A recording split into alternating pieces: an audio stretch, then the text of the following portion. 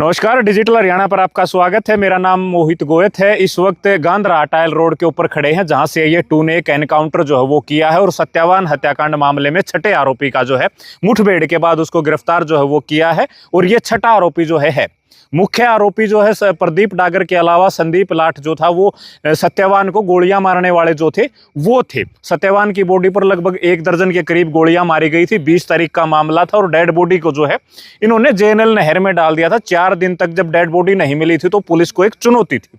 फिलहाल संदीप लाठ का एनकाउंटर जो वो हुआ और ये इस बाइक के ऊपर वो बताया जा रहा है, जिस बाइक के ऊपर जो ये एनकाउंटर हुआ ये वो बाइक है जिस पर संदीप लाठ जो वो यहाँ से भागने का प्रयास कर रहा था। 1 दर्जन भर के करीब जो है क्रॉस फायरिंग हुई है और एक पीएसआई को जो है वो बुलेट प्रूफ जैकेट में गोली भी लगी है। फिलहाल सफेद घेरों के अंदर जो है वो आपको गोलियां जो है वो दिखाई दे रही हैं। और इसके अलावा ये पिस्टल जो है वो संदीप लाठ का, जिससे पुलिस पार्टी के ऊपर जो है ताबड़तोड़ फायरिंग जो है वो संदीप लाठ ने की थी। दोनों ही तरफ से जो है दर्जन भर के करीब राउंड फायरिंग जो है वो हुए थे। और इस मामले में आपको बता दें 2 दिन पहले भी सीआईए 2 ने जो है एक एनकाउंटर किया था और उस एनकाउंटर में प्रदीप डागर के साथ एक व्यक्ति को और गिरफ्तार किया था। उनको 3 गोलियां लगी थी, जिस टीम में एसआई संत कुमार, दिनेश, जसबीर के अलावा सीआईए 2 की टीम जो थी वो लगातार अपराधी जो है वो पुलिस को चुनौती दे रहे और एक के बाद एक वारदातों को अंजाम दे रहे हैं। लेकिन इसके जवाब में जो है गोली का बदला गोली जो है वो हरियाणा पुलिस दे रही है, क्राइम टीमें जो है वो दे रही है। और इस मामले में क्राइम इंचार्ज सतीश काद्याण ने कुछ कहा, वो सुनिए आप। पुलिस को कौन है ये?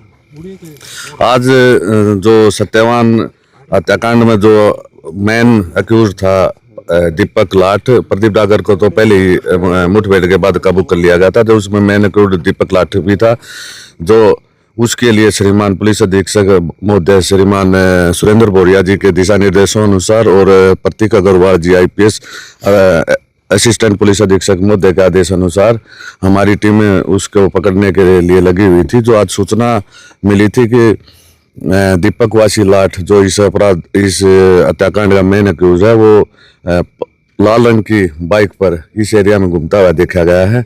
जो अलग अलग टीमें मैंने इस एरिया में अपनी टीमें बनाकर उसकी पकड़ के लिए लगाई हुई थी। जो पीएसआई विकास की टीम यहाँ गांधरा टायल रोड पर नाकाबंदी की हुई थी। जो इस दौरान एक बाइक पर एक लड़का आया जिसको रुकने का इशारा किया, तो रुकने के बजाय उसने भागने की कोशिश की और उसकी बाइक यहाँ गिर गई। बाइक से उतरते उसने पुलिस पार्टी की तरफ फायरिंग शुरू कर दी। पुलिस पार्टी ने, पीएसआई विकास ने अपने और हितेंद्र एसआई ने उनको हवाई फायर करते हुए चेतावनी भी दी कि पुलिस पार्टी आप सरेंडर कर दो, लेकिन उन्हें सरेंडर करने की बजाय पुलिस पार्टी पर फायरिंग जारी रखी। जो अपने मुलाजमान और अपने बचाव में और अपराधी को पकड़ने की नीयत से उसके पैरों की तरफ पुलिस पार्टी को फायरिंग करनी पड़ी, जिसमें उसको 2 गोलियां लगी। उसको इलाज के लिए पीजीआई भिजवा दिया। इसका कोई आपराधिक रिकॉर्ड, कोई गैंग से संबंध? हाँ, इसका आपराधिक रिकॉर्ड, ये प्रदीप डागर का खास शूटर था। और जो अब इस दौरान पता चला है कि इसके खिलाफ 3-4 आपराधिक मुकदमे पहले से दर्ज है। कितने राउंड फायरिंग हुई सर टोटल राउंड एग्जैक्ट तो मैडम आने के, एफएसएल की इंचार्ज आने के बाद ही पता चल पाएगा, लेकिन करीब 10-12 राउंड दोनों तरफ से फायरिंग हुई। किसी मुलाजिम को भी बरामद हुआ? हाँ, हमारे इसको पीएसआई विकास की बुलेट प्रूफ जैकेट में और एक हमारी गाड़ी में एक गोली लगी हुई है।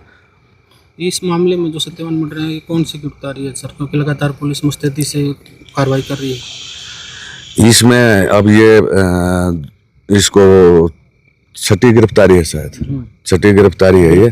गिरफ्तार अभी वो बताया है, क्योंकि वो मुठभेड़ के आरोप में पहले उनमें गिरफ्तारी हुई है, उसके बाद उनको इस हत्या के मुकदमे में गिरफ्तार किया जाएगा। और भी आरोपी हैं सर इसमें जो फिलहाल भगोड़े हैं या फरार हैं? और मेन अक्यूज तो अरेस्ट हो गए। इसमें जो इन अपराधियों को किसी भी तरह की मदद करने वाले थे या शरण देने वाले थे, उनकी गिरफ्तारी बकाया, जिनको भी जल्दी ही गिरफ्तार करके सलाखों के पीछे ले जाया जाएगा। सत्यवान की हत्या क्यों की और उन्होंने किस तरह उन्होंने हत्या को अंजाम दिया, क्योंकि सब 2-3 दिन तक मिलने मिला था? सत्यवान भी एक धर्मेंद्र नाम का लड़का था खेड़ीसाद का। 2018 में सत्यवान ने उसका मर्डर कर दिया था।